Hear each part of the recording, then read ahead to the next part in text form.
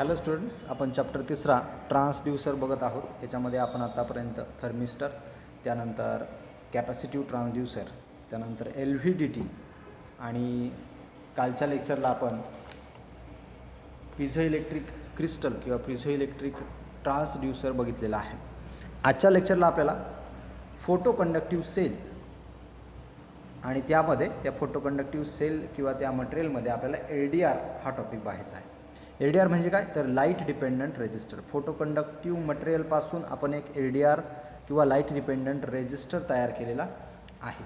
हा जो काही LDR जो आहे हा पॅसिव्ह ट्रान्सड्यूसर आहे, कारण का याला आपण एक्सटर्नल पॉवर सप्लायची गरज पडते, म्हणून याला पॅसिव्ह ट्रान्सड्यूसर असं म्हणतात. हा सेल्फ जनरेटर नाही, याला एक्सटर्नल पॉवर सप्लायची गरज पडते आणि म्हणून त्याला पॅसिव्ह ट्रान्सड्यूसर असं म्हणतात. त्यानंतर ह्याचं जे काही कन्व्हर्जन आहे, लाईट डिपेंडंट रेजिस्टर या नावामध्येच अर्थ आहे त्याचा, लाईटवर डिपेंड असलेला रेजिस्टर.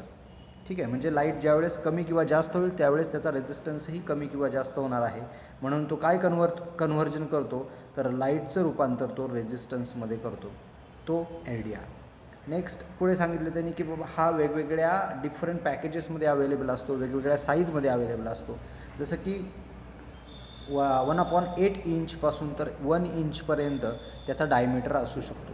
म्हणजे डायग्रॅममध्ये जर बघायचं झालं तर या पद्धतीने आपल्याला तो दिसतो आणि त्याच्यावर अशा पद्धतीने असा हा सर्क्युलर आकारामध्ये तो असतो आणि याचा डायमीटर जो आहे तो 1/8 इंचपासून तर 1 इंचपर्यंत त्याचा डायमीटर असू शकतो. आले लक्षात?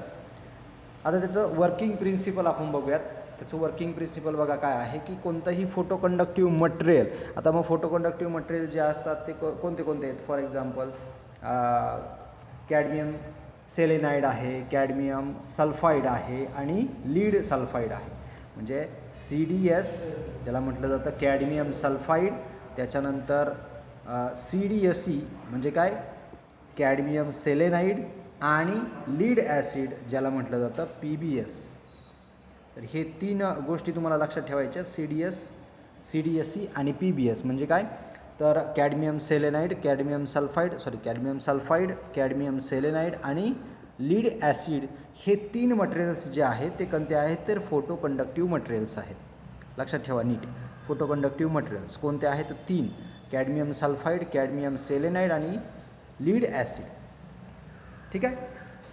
तर हे जे काही फोटो कंडक्टिव्ह मटेरियल्स जे आहेत त्यांच्यावर ज्यावेळेस लाईट पडली जाते, light is exposed on the photo conductive material, then it changes its electric conductance. म्हणजे काय, तर हे जे काही CDS आहे, CDSE आहे किंवा PBS आहे म्हणजे लीड सल्फाईड, तर हे जे काही फोटो कंडक्टिव्ह मटेरियल्स जे आहेत यांच्यावर ज्यावेळेस काय होते, लाईट इन्सिडंट होते, लाईट पडते, त्यावेळेस त्याचा कंडक्टन्स चेंज होतात. तुम्ही म्हणाल की आपण तर LDR बघतोय, रेजिस्टन्स बघतोय, मग कंडक्टन्सचा काय संबंध. पण कंडक्टन्स जर चेंज झाला, फॉर एक्झाम्पल कंडक्टन्स जर इन्क्रीज झाला तर रेजिस्टन्स काय होत असतो, डिक्रीज. कारण का, conductance is inversely proportional to the resistance. एखाद्या गोष्टीचा जर कंडक्टन्स जास्त असेल म्हणजेच काय, त्याचा रेजिस्टन्स काय असेल, जास्त असेल. कंडक्टन्स आणि रेजिस्टन्स या दोघांमध्ये काय आहे, तर विरोधाभास आहे, इनव्हर्सली प्रोपोर्शनल रिलेशन आहे. ठीक आहे. तर याचं वर्किंग प्रिन्सिपल काय सांगितलं, कोणत्याही फोटो कंडक्टिव्ह मटेरियल्सवर, म्हणजे ते फोटो कंडक्टिव्ह मटेरियल कोणते सांगितले, तर कॅडमियम सल्फाईड, कॅडमियम सेलेनाईड आणि लीड सल्फाईड हे 3 जे मटेरियल्स आहेत, या 3 मटेरियल्सवर समजा जर लाईट इन्सिडंट झाली तर त्या मटेरियल्सचा कंडक्टन्स, जो इलेक्ट्रिक कंडक्टन्स असतो तो चेंज होतो. आणि इलेक्ट्रिक कंडक्टन्स जर चेंज होत असेल तर रेजिस्टन्ससुद्धा चेंज होणार आहे. ही बेसिक गोष्ट आपल्याला सगळ्यांना माहिती आहे.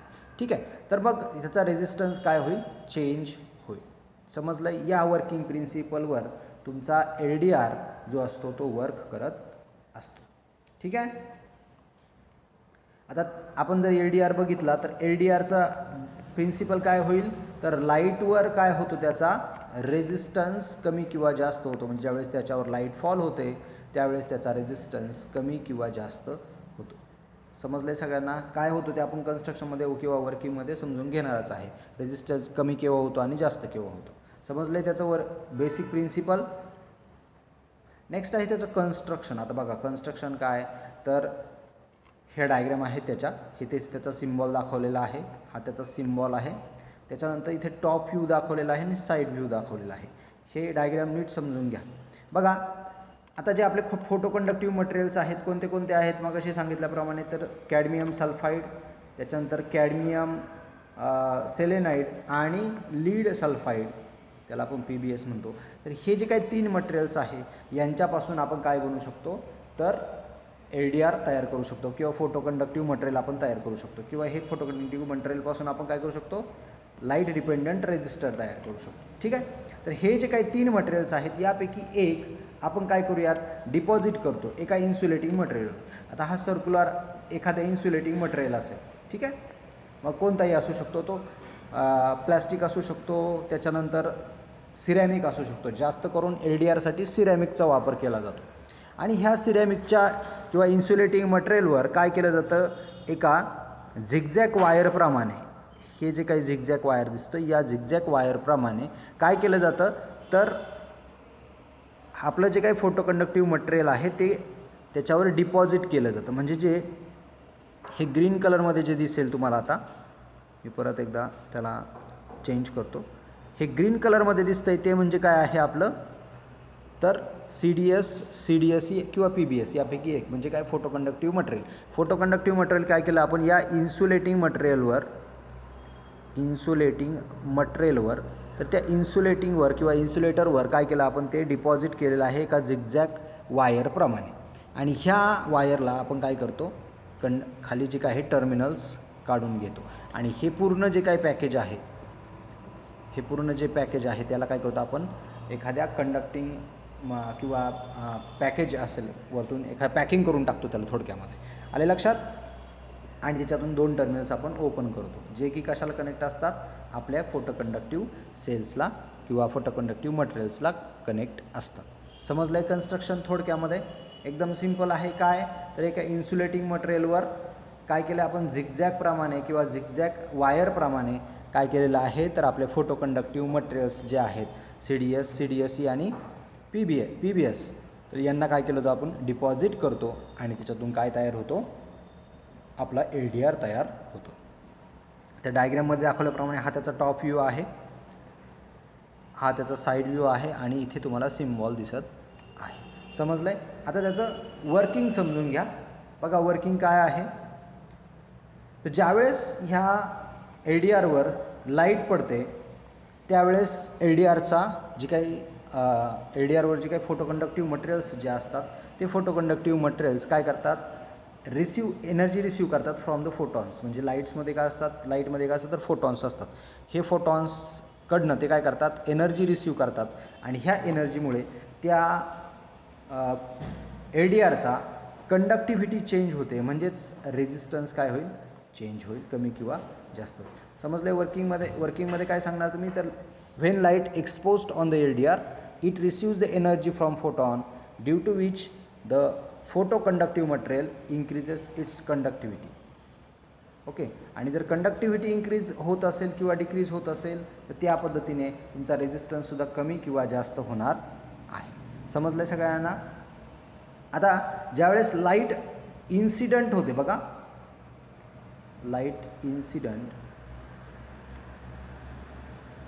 लाईट ज्यावेळेस पडते LDRवर, हा तुमचा LDR असेल, मी एक एक्झाम्पल देतो किंवा सिम्बॉलच काढतो. ठीक आहे. ह्याच्यावर ज्यावेळेस लाईट पडत असते त्यावेळेस ह्याचा रेजिस्टन्स जो असतो तो खूप कमी असतो, लो रेजिस्टन्स. लक्षात घ्या. म्हणजे याच्या उलट आपण तुम्ही काय म्हणू शकता, कंडक्टिव्हिटी काय, तर जास्त. ठीक आहे, मी कंडक्टिव्हिटीला C म्हणतोय. ठीक आहे, कंडक्टिव्हिटी काय होईल, जास्त, आणि रेजिस्टन्स काय होईल, कमी. ठीक आहे. आणि ह्याच्या उलट जर लाईट जर इन्सिडेंट होत नसेल, म्हणजेच काय, तर तुमचा LDR कसा असेल, इन डार्क. ठीक आहे, म्हणजे काय, अंधारात असेल. मी त्याला वरच्या बाजूला थोडंसं डार्क करतो. ठीक आहे. जर असा असेल, त्याच्यावर लाईट पडत नाही, तर तर आपला LDRचा रेजिस्टन्स जो असतो तो कसा असतो, हाय, एकदम कसा असतो, हाय रेजिस्टन्स कसा असतो, हाय. लक्षात ठेवा, ज्यावेळेस लाईट पडते, इन्सिडेंट होते, त्यावेळेस लो रेजिस्टन्स जो असतो तो लो असतो, आणि ज्यावेळेस तो डार्क असतो म्हणजे अंधारामध्ये असतो त्यावेळेस त्याचा रेजिस्टन्स जो असतो तो कसा असतो, हाय असतो. आणि ज्यावेळेस तो अंधारामध्ये असतो किंवा आपण म्हणूयात की त्याला पूर्णपणे अंधारात ठेवलं तर त्याला तुम्ही काय म्हणाल, डार्क रेजिस्टन्स.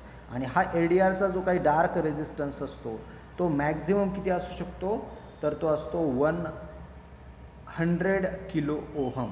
लक्षात ठेवा, किती असू शकतो, 100 किलो ओहम. आता डिपेंड करेल की त्याची साईज किती आहे, जितकी मोठी साईज तितका जास्त डार्क रेजिस्टन्स, अगदी मेगा ओहमपर्यंत सुद्धा याचा रेजिस्टन्स असू शकतो. जितका साईजवर डिपेंड करेल त्या LDRची साईज किती आहे, म्हणजे 1/8 इंचपासून तर 1 इंचपर्यंत त्या LDRची साईज असते.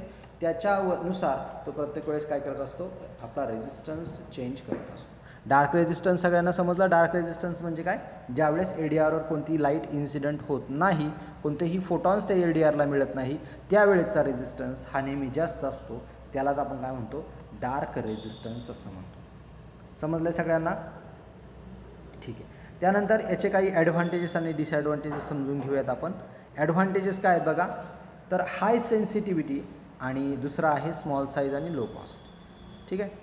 त्यानंतर डिसॲडव्हान्टेजेस आहे लार्ज रिस्पॉन्स टाईम. आता लार्ज रिस्पॉन्स टाईम म्हणजे काय, तर ज्यावेळेस बघा तुम्ही लाईट इन्सिडेंट करताय त्यावेळेस त्याचा रेजिस्टन्स आहे तो चेंज होणार आहे.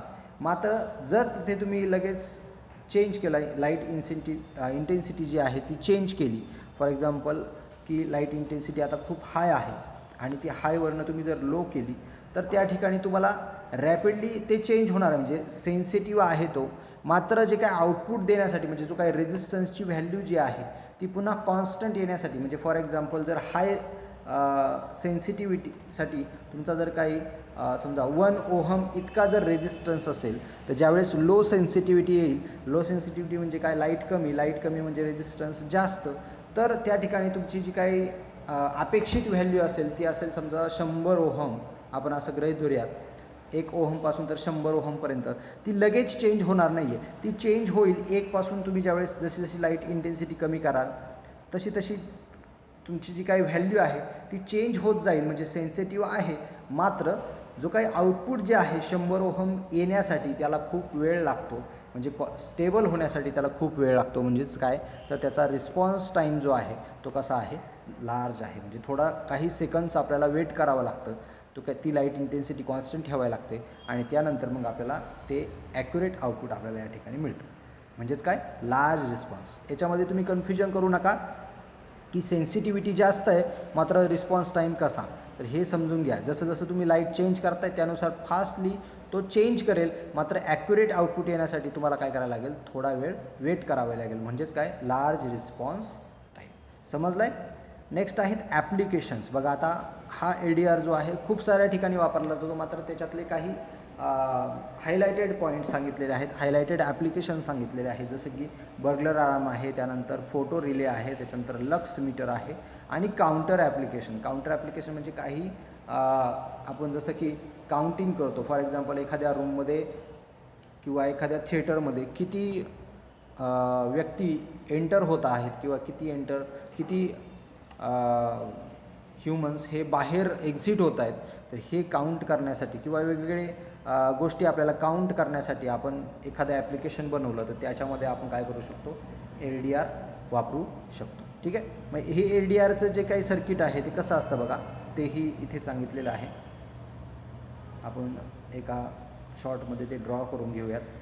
त्या ठिकाणी आपण LDR वापरलेला आहे आणि वरती आपण रेजिस्टन्स वापरलेला आहे. LDR म्हणजे हा सुद्धा एक रेजिस्टरचाच प्रकार आहे, फक्त त्याचा रेजिस्टन्स जो असतो तो कशावर असतो, तर लाईटवर डिपेंड असतो.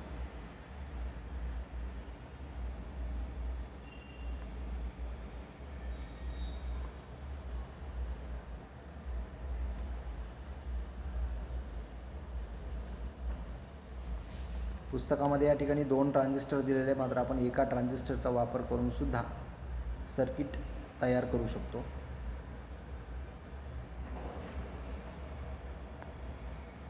इथे फोटो रिलेचं ॲप्लिकेशन दिलेलं आहे.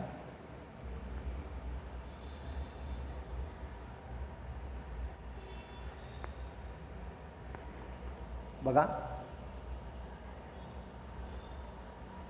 इकडे आपण प्लस VCC म्हणजेच काय हाय व्होल्टेज देणार आहे आणि मायनस VEE म्हणजे काय ग्राउंड व्होल्टेज देणार आहे. बघा हे ॲप्लिकेशन असं आहे की फॉर एक्झाम्पल आता तुम्ही रिलेला पुढे काही जोडू शकता, बल्ब जोडू शकता किंवा अलार्म जोडू शकता, काही पण जोडू शकता. ठीक आहे. आता फॉर एक्झाम्पल लाईट इन्सिडेंट झाल्यानंतर LDRवर लाईट इन्सिडेंट झाल्या, 2 केस होऊ शकतात त्याच्यामध्ये. लाईट इन्सिडेंट होत असताना आणि लाईट इन्सिडेंट होत नाही त्यावेळेस. त्याच्या अगोदर तुम्हाला बेसिक गोष्ट माहीत हवी की ट्रान्झिस्टरचं वर्किंग माहीत पाहिजे तुम्हाला. हा NPNचा ट्रान्झिस्टर आहे आणि NPNचा ट्रान्झिस्टर कसा वर्क करतो, ज्यावेळेस या ट्रान्झिस्टरच्या बेसला, बेस हे बेस व्होल्टेज आहे, इथे कलेक्टर आहे आणि इथे इमिटर आहे, राईट.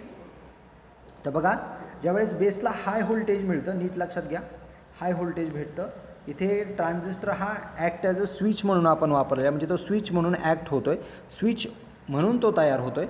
तर इथे समजून घ्या, ज्यावेळेस बेसला हाय व्होल्टेज असतं त्यावेळेस तुमचा ट्रान्झिस्टर जो असतो तो स्विच म्हणून ॲक्ट होतो. काय तर क्लोज स्विच म्हणून ॲक्ट होतो, क्लोज स्विच. आणि ज्यावेळेस बेस व्होल्टेज हे लो असतं त्यावेळेस तो ओपन स्विच म्हणून ॲक्ट होतो, लक्षात घ्या.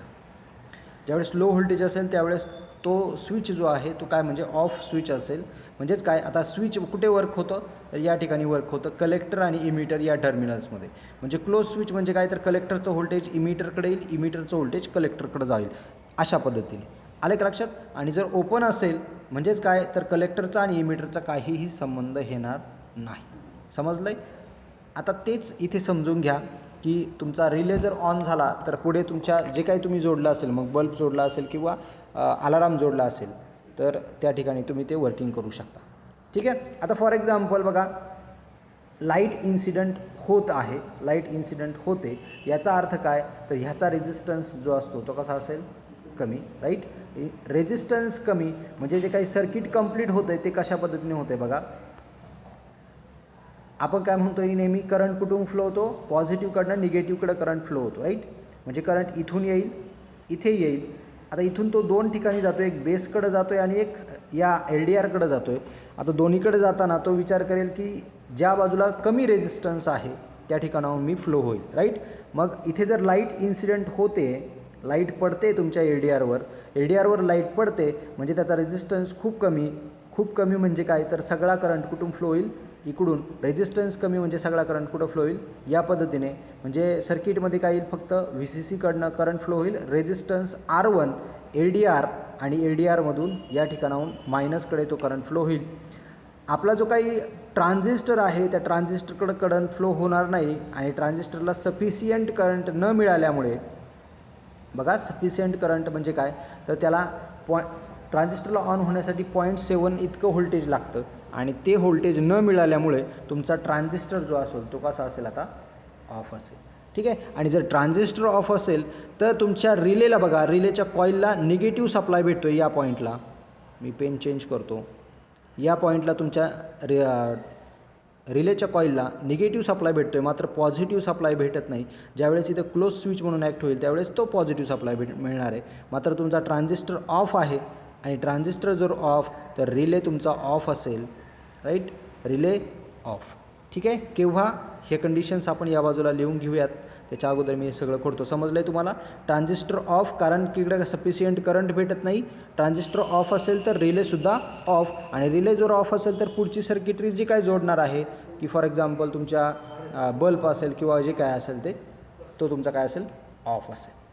समजलं आहे सगळ्यांना. आता समजा आपण इथे हेच ॲप्लिकेशन कशासाठी वापरलं तर फॉर एक्झाम्पल एखाद्या चोराला पकडण्यासाठी आपण एखाद्या दरवाजामध्ये जर बसवलं, राईट. आणि याच्यावर आपण काय लेझर जर मारला, या ठिकाणी तुम्ही लेझर आहे, ठीक आहे, तो लेझर काय मारताय तुम्ही दरवाजाच्या, हा जो तुमचा डोअर आहे त्या डोअरला इथून तुम्ही लेझर मारता इथे, आणि इथे ती सर्किटरी बसवलेली आहे फॉर एक्झाम्पल इथे LDR बसवलेला आहे. तर त्याच्यावर जर लाईट पडत असेल, आता तुमची लाईट पडती आहे त्यावेळेस काय होते, तुमचा ट्रान्झिस्टर जो असतो तो ऑफ असतो आणि रिलेसुद्धा ऑफ.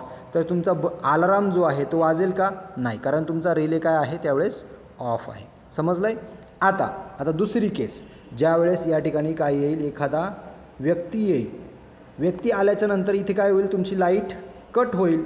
डोअरमधून ती व्यक्ती पास होताना लाईट काय होईल, कट होईल. आणि जर लाईट कट झाली म्हणजे काय, याच्यावर लाईट आता पडते का, नाही पडत. LDRवर लाईट पडत नाही. LDRवर काय झालं, आता डार्क रेजिस्टन्स झाला. ठीक आहे, म्हणजे त्याचा रेजिस्टन्स काय झाला, आता इन्क्रीज झाला. रेजिस्टन्स इन्क्रीज झाला तर काय होईल, सगळा करंट आता कुठं फ्लो व्हायला सुरुवात होईल, ट्रान्झिस्टरच्या बेसकडं करंट फ्लो व्हायला सुरुवात होईल. त्याला सफिशियंट करंट फ्लो होईल. इकडे रेजिस्टन्समधून LDRमधून करंट फ्लो होईल का, नाही होणार, कारण का त्याचा रेजिस्टन्स काय झाला, आता इन्क्रीज झाला आहे. त्याच्यामुळं तो सगळा करंट कुठं जाईल, ट्रान्झिस्टरकडे जाईल. ट्रान्झिस्टर काय होईल आता, ऑन. ट्रान्झिस्टर ऑन तर काय होईल, it act as a close switch. मग अशा आपण बघितलं तसं बघा, ट्रान्झिस्टर ऑन म्हणजे हाय जर व्होल्टेज भेटलं तर transistor as a close switch, आणि क्लोज स्विच म्हणजेच काय, तो ऑन होईल. आणि जर तो ऑन झाला तर कलेक्टरचं व्होल्टेज जे आहे ते आता कुठे येणार आहे, VCC जे आहे ते कुठे भेटणार आहे, रिलेच्या कॉईलला भेटणार आहे. या पॉईंटला इथे प्लस व्होल्टेज भेटणार. प्लस व्होल्टेज भेटल्यामुळं कॉईल एनर्जाइज होणार, तुमचा रिले ऑन होणार. ठीक आहे, इथे तुमचा रिले काय झाला, ऑन झाला. आणि रिले जर ऑन झाला तर पुढे काय होईल, अलाराम जोडला असेल तर तो काय होईल, ऑन होईल. आणि आपल्याला समजेल की बाबा दरवाजामध्ये कोणीतरी आलेलं आहे.